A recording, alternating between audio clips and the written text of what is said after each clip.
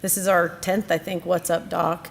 And it, for me, as I share every year, this is, I consider the most important event in our entire portfolio, because this is the opportunity that we have made to be able to share with you directly what it is that your partnership with us enables on behalf of all of the kids that are fighting cancer.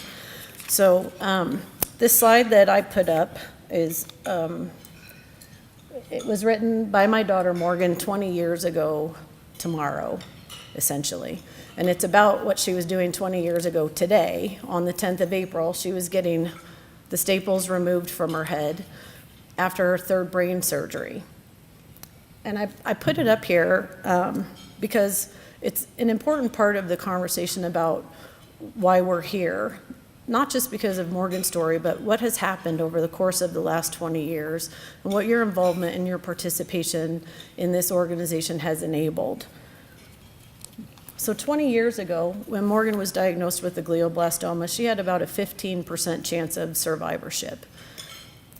Today, kids with GBMs also have about a 15% chance of survivorship. 20 years ago, a child that was diagnosed with a diffuse intrinsic pontine glioma, it was a fatal diagnosis. Today, a child diagnosed with a diffuse intrinsic pontine glioma, it's still a fatal diagnosis. They're hard things to hear. It's a hard way to start a morning.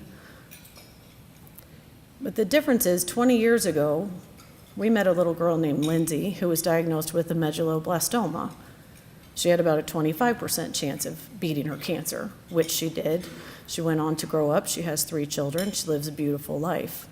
Today, kids diagnosed with medulloblastoma have about an 85% chance of beating their cancer. And that's a remarkable statistic.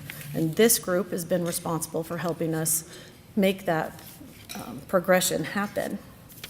Similarly, kids with recurrent ependymomas. 20 years ago, they couldn't survive it. Today, recurrent ependymomas are treatable and curable specifically because of a protocol that was designed here in Colorado by Nick Foreman and Arthur Liu. So the message isn't that everything is dismal. The message is that we have a lot of hope, there's been a lot of progress, and there's still some work that we can do, and we can do it together. So when I look back at where I was 20 years ago, and there really wasn't a lot of hope for my daughter, and I look at where we are today, and if she were diagnosed with the same tumor, we wouldn't have a lot more hope, but I look at what we have accomplished, and I look at where we're going over the next 20 years, and I am very, very hopeful.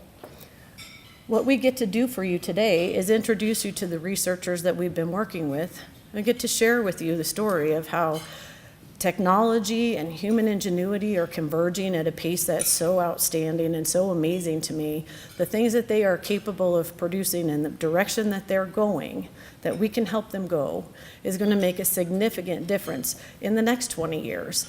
So I am excited and I'm hopeful, and I think there's a lot of prospect out there, and I look forward to partnering with them on the journey.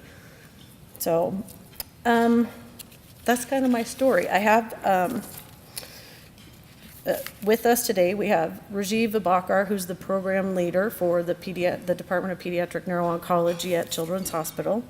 We have Andy Donson, who's one of the lead researchers in the lab. And Dr. Jean Mulcahy-Levy is here. She's also one of the principal investigators.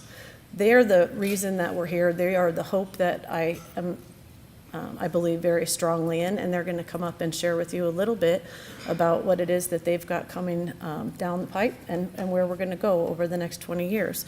So I think Rajiv and Andy are going to come up first, and I'll let them take over for us.